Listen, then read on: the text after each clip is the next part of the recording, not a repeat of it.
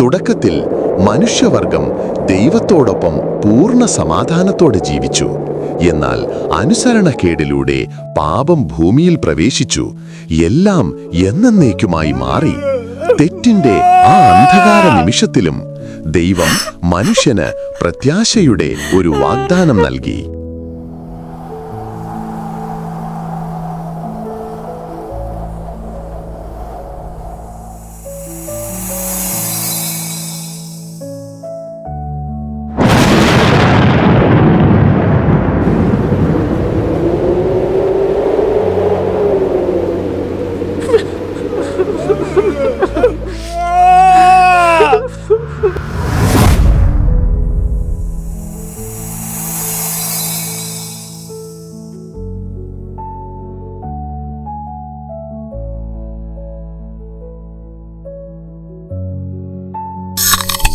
നീ ഇത് ചെയ്തതുകൊണ്ട് സ്ത്രീയുടെ സന്തതി നിന്റെ തല തകർക്കും.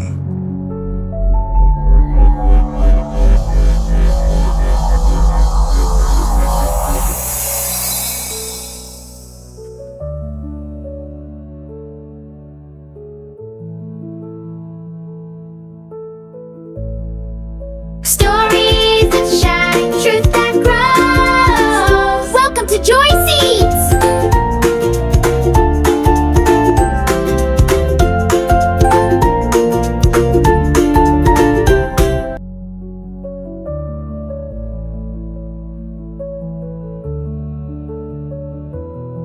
നൂറ്റാണ്ടുകൾ കടന്നുപോയി.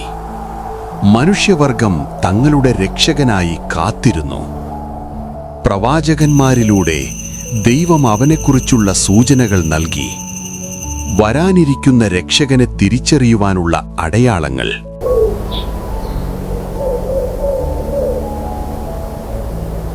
യെശയ്യാ 7:14. കന്യക ഗർഭിണിയായി ഒരു മകനെ പ്രസവിക്കും. അവന് ഇമ്മാനുവേൽ എന്നു പേർ വിളിക്കും. മീഖ 5:2. നീയോ ബേത്ലഹേം എഫ്രാത്തേ, നീ യഹൂദാ സഹസ്രങ്ങളിൽ ചെറുതായിരുന്നാലും ഇസ്രായേലിന് അധിപതിയായിരിക്കേണ്ടുന്നവൻ നിന്നിൽ നിന്ന് ഉത്ഭവിച്ചുവരും. യെശയ്യാ 53:5. അവൻ നമ്മുടെ അതിക്രമങ്ങൾ നിമിത്തം മുറിവേറ്റും നമ്മുടെ അകൃത്യങ്ങൾ നിമിത്തം തകർന്നും ഇരിക്കുന്നു. പക്ഷേ പിന്നീട് പ്രവചനങ്ങൾ നിലച്ചു. 400 വർഷങ്ങൾ കടന്നുപോയി. ദൈവം നിശബ്ദനായിരുന്നു. പ്രവാചകനില്ല, ശബ്ദമില്ല, ദർശനമില്ല. എന്നാൽ ദൈവം തന്റെ പദ്ധതി പൂർത്തീകരിക്കുന്നതിനുള്ള ഏറ്റവും അനുയോജ്യമായ നിമിഷം ഒരുക്കുകയായിരുന്നു.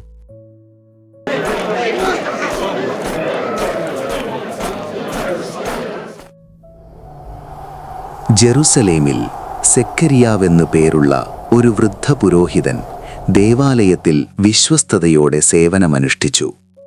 വർഷങ്ങളോളം അദ്ദേഹം പ്രാർത്ഥിച്ചിട്ടും അദ്ദേഹത്തിനും ഭാര്യ എലിസബത്തിനും കുട്ടികളില്ലായിരുന്നു. എന്നാൽ ഈ ദിവസം സ്വർഗം അതിൻ്റെ നിശബ്ദത ഭേദിക്കും. സെഖര്യാവേ, ഭയപ്പെടേണ്ട. നിന്റെ പ്രാർത്ഥന കേട്ടിരിക്കുന്നു. നിന്റെ ഭാര്യ എലിസബത്ത് നിനക്കൊരു മകനെ പ്രസവിക്കും.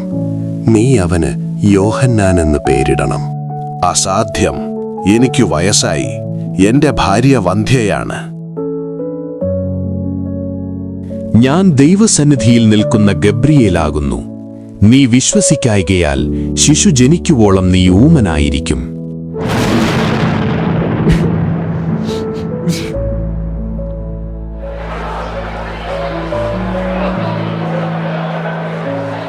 എന്തിനാണ് അയാൾ ഇത്രയും വൈകുന്നത്? അയാൾ ഭയന്നിരിക്കുന്നതായി തോന്നുന്നു.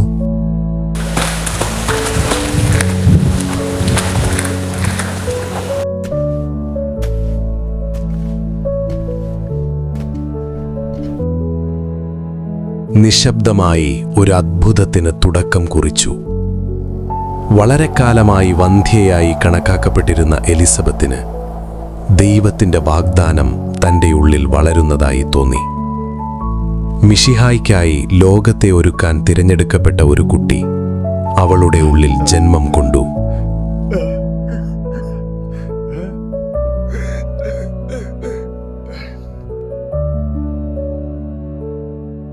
ദൈവം എൻ്റെ അപമാനം നീക്കിക്കണങ്ങും.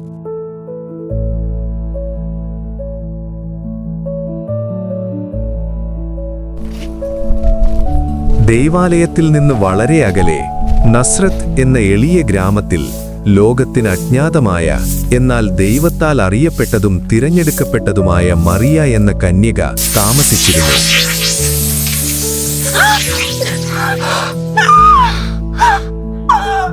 കൃപ ലഭിച്ചവളെ വന്ദനം, കർത്താവ് നിന്നോട് കൂടെയുണ്ട്.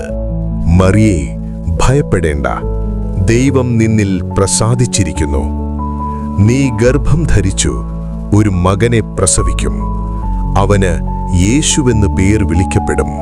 ഇതെങ്ങനെ സാധിക്കും? ഞാൻ കന്യകയാണേ. പരിശുദ്ധാത്മാവ് നിങ്ങളുടെ മേൽ വരും. ശിശു ദൈവപുത്രനെന്ന് വിളിക്കപ്പെടും.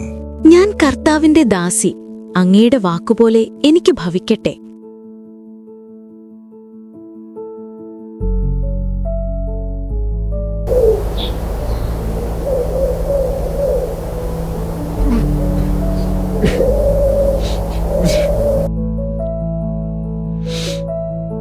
ഇതെങ്ങനെ സംഭവിക്കും? ഞാനിനി എന്തു ചെയ്യണം?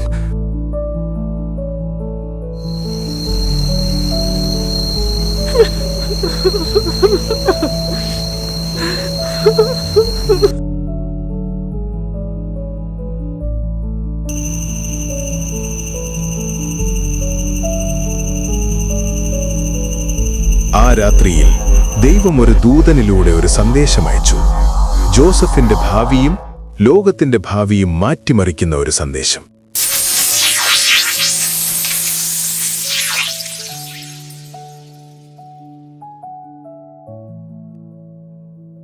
ദാവീദിന്റെ മകനായ ജോസഫേ, മറിയയെ ഭാര്യയായി സ്വീകരിക്കാൻ മടിക്കേണ്ട. അവള് ഗർഭം ധരിച്ചിരിക്കുന്നത് പരിശുദ്ധാത്മാവിൽ നിന്നാണ്. അവന് യേശു എന്നു പേർ വിളിക്കണം. കാരണം അവൻ തന്റെ ജനത്തെ അവരുടെ പാപങ്ങളിൽ നിന്ന് രക്ഷിക്കും.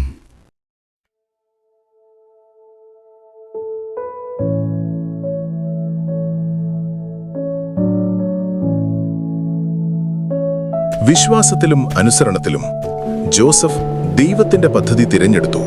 അവനും മറിയവും ഒരുമിച്ച് ഇതുവരെ നൽകപ്പെട്ടതിൽ വെച്ച് രക്ഷകനെ ലോകത്തിലേക്ക് കൊണ്ടുവരിക എന്ന ആ ഏറ്റവും വലിയ ഉത്തരവാദിത്തം വഹിക്കും. ഞാൻ നിന്നോടൊപ്പമുണ്ട്.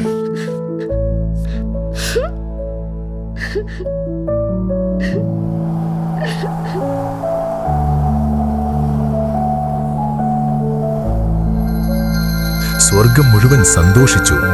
ഏറെക്കാലമായി കാത്തിരുന്ന ആ നിമിഷം അടുത്തുവരികയായിരുന്നു. ലോകരക്ഷകൻ വരുന്നു. അത്യുന്നതങ്ങളിൽ ദൈവത്തിന് മഹത്വം. ആ കാലത്ത് ലോകം മുഴുവൻ പേർവഴി ചാർത്തേണമെന്ന് റോമൻ ഭരണാധികാരിയായിരുന്ന ഓഗുസ്തസ് കൈസരുടെ ഒരു ആജ്ഞ പുറപ്പെട്ടു. ഇന്നത്തെ സെൻസസ് പോലുള്ളൊരു പരിപാടിയായിരുന്നു അത്. എല്ലാവരും തങ്ങളുടെ പേര് രജിസ്റ്റർ ചെയ്യാൻ അവരവരുടെ പട്ടണത്തിലേക്ക് പോയി. ദാവീദിന്റെ കുടുംബത്തിലും വംശത്തിലും പെട്ടവനായതിനാൽ യോസഫിന് തന്റെ പൂർവികരുടെ നഗരമായ ബേത്ലഹേമിലേക്ക് യാത്ര ചെയ്യേണ്ടി വന്നു. ഞാനും കൂടി നിങ്ങളോടൊപ്പം വരട്ടെ. അങ്ങനെ ആ അത്ഭുത ശിശുവിനെ ഉദരത്തിൽ വഹിച്ചും കൊണ്ട് ലോകത്തെ മാറ്റിമറിക്കുന്ന ഒരു യാത്രയ്ക്ക് അവർ തയ്യാറെടുത്തു. ദൈവം ആകാശത്തൊരു അടയാളം സ്ഥാപിച്ചു.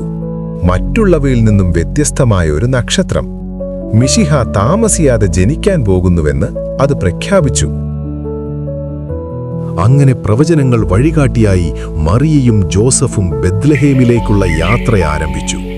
ലോകമറിഞ്ഞിട്ടുള്ളതിൽ വെച്ച് ഏറ്റവും അത്ഭുതകരമായ ആ കുഞ്ഞിന്റെ ജനനത്തോടെ അവസാനിക്കുന്ന ഒരു യാത്ര.